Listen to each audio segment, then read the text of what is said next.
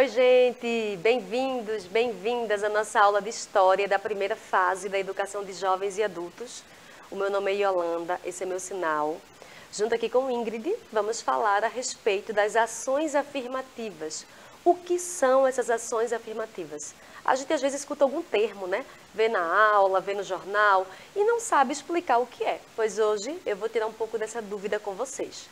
Vocês sabem que nossa aula é um pouco curta, então se vocês tiverem uma dúvida além, pergunte ao seu professor, sua professora, pesquise, que isso é super importante para a nossa formação. Enquanto pessoas, enquanto estudantes da rede pública, vocês podem ser beneficiados por essas ações afirmativas, tá?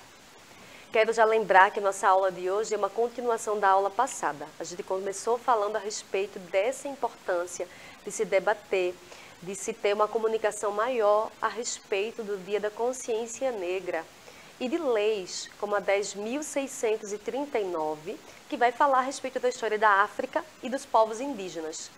Justamente porque, gente, o nosso país, a gente foi fundado também por essas etnias e muitas vezes não é falado sobre isso, tá?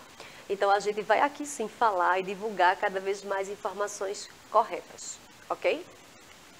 Então, vocês sabem que a gente sempre começa com uma reflexão. A reflexão de hoje é dessa maravilhosa Angela Davis, uma das mulheres mais inteligentes que ainda estão vivas, ainda bem, nesse planeta. E ela diz o seguinte, vamos ler. Se todas as vidas importassem, nós não precisaríamos proclamar enfaticamente que a vida dos negros importa. O que Angela Davis quer dizer com isso? É porque Estados Unidos, né? Volta e meia a gente vê muitas situações de linchamento de pessoas negras. E aí começam eventos como Vidas Negras Importam. Não que no Brasil isso não aconteça, né? Acontece muito, mas não é tão notificado. E aí, às vezes as pessoas dizem, todas as vidas importam. De fato, todas as vidas importam. Mas a gente está falando especificamente de que vidas negras importam por conta da taxa de homicídio, de assassinato da população negra, tá? Então, isso é racismo. A gente não querer olhar o quanto que no Brasil, por exemplo, é relegado à marginalidade os jovens negros, as pessoas negras, quanto de oportunidade que não é dado, tá? Então vamos debater cada vez mais a respeito disso e com cunhos científicos, viu? Não é com achismo não, certo? Então, o tema da nossa aula, o que são as ações afirmativas, ok? Vejam aí a imagem. Tem duas imagens diferentes de uma senhora negra sorrindo na janela e de grupos indígenas, né, fazendo um ritual ou alguma coisa cultural, né? Pois bem, ações afirmativas é um conjunto de medidas especiais voltadas a grupos discriminados e vitimados pela exclusão social ocorridos no passado ou no presente. Vejam, gente, aqui no Brasil, a gente pode dizer que o Brasil todo é terra indígena. Quando os europeus aqui chegaram, já existiam milhares de etnias indígenas no Brasil que foram assassinadas ou tiveram que fugir mesmo para não ser assassinadas, né? Das regiões mais afastadas do país. E a população negra foram escravizados, foram sequestrados e trazidos do seu país para cá. Então, esses grupos foram discriminados, foram vitimados durante séculos pelo nosso país. Então, as ações afirmativas, o objetivo delas é justamente ter uma reparação histórica, ter um aumento da participação dos grupos discriminados em determinadas áreas de emprego ou no acesso à educação por meio de cotas. Então, o objetivo das cotas são esses. O Brasil, pessoal, é o país da América inteira que mais escravizou negros.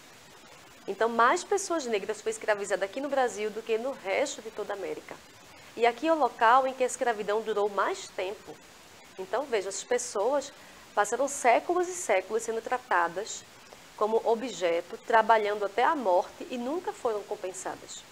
Então, algumas dessas políticas são concessão de bolsa de estudo, prioridade em empréstimos e contratos públicos, distribuição de terras e moradias, medidas de proteção diferenciada para grupos ameaçados, etc. Ou seja, é o básico de as pessoas terem acesso a uma terra, de ter acesso a uma casa, de ter acesso a bolsa de estudos, ter prioridade mesmo em empréstimo com taxas menores, porque realmente é uma medida de reparação histórica, tá? Vejam aí o exemplo. Justamente isso, de que é uma dívida histórica. Vocês conseguem imaginar isso? Durante mais de 3 séculos, isso aqui no Brasil foi uma realidade. Vejam esses anúncios de jornais. Vou ler com vocês. Escrava. Vende-se uma mulata de 38 anos, com um filho de 3 anos de idade, de cor clara, e compra-se um negrinho de 10 a 12 anos. Para tratar, aí está o endereço de onde é que deveria fazer essa troca de pessoas. Se vendia pessoas como se fosse objeto. A mãe estava sendo vendida, o filho estava sendo vendido junto, pessoal. Como hoje em dia o pessoal vende cachorro na internet, vende gato. Isso foi muito comum no nosso país durante mais de 300 anos, gente. Isso era a lei da época. Então é muito e muito recente. Vamos ler aqui esse outro anúncio, anúncio em jornal, viu? Vejam como era a lei. Vejam esse outro aqui. Avisos diversos. Vamos lá? Vou esperar aqui a tela aumentar para poder ler com vocês. Aluga-se, veja. Aluga-se 13 escravos para serviço de sítio, dando-se, aí tem a quantidade de dinheiro, né? Por cada um, certo? Aí outro, oferece-se uma crioula de bons costumes para ama de casa, de homem solteiro ou de pouca família. E aí está o endereço. O que está oferecendo uma moça de bons costumes para um homem solteiro? Significava o quê? Que ela ia ser escrava sexual dele. Então, gente, durante mais de 300 anos no Brasil, isso foi uma realidade. Com os indígenas, então, indígena nem gente era. Vejam aí a escravização dos indígenas. Vejam. Quadros como esse são bem comuns. Vejam as famílias amarradas assim uma à outra.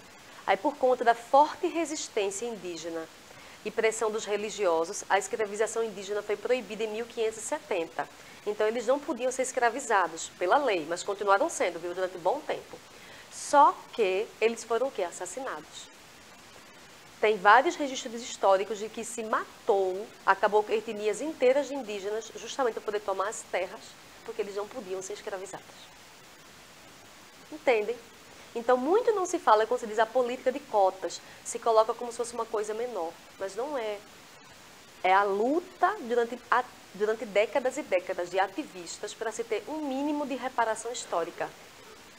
Vamos discutir mais sobre isso. Hoje a gente não pode continuar muito por causa do nosso tempo, mas bora lá. Então, deixo para vocês essa sugestão de atividade. Vocês fazendo uma pesquisa maior sobre essas ações afirmativas. Eu trouxe só algumas. Pesquisem aí, perguntem ao seu professor ou professora. Vamos se informar melhor, debater sobre o tema, porque a gente escuta às vezes muitas coisas que são mentiras ou que são preconceitos e as pessoas não sabem porque não têm informação. Então, vamos se informar correto, ok? Beijo, gente. Até a próxima aula.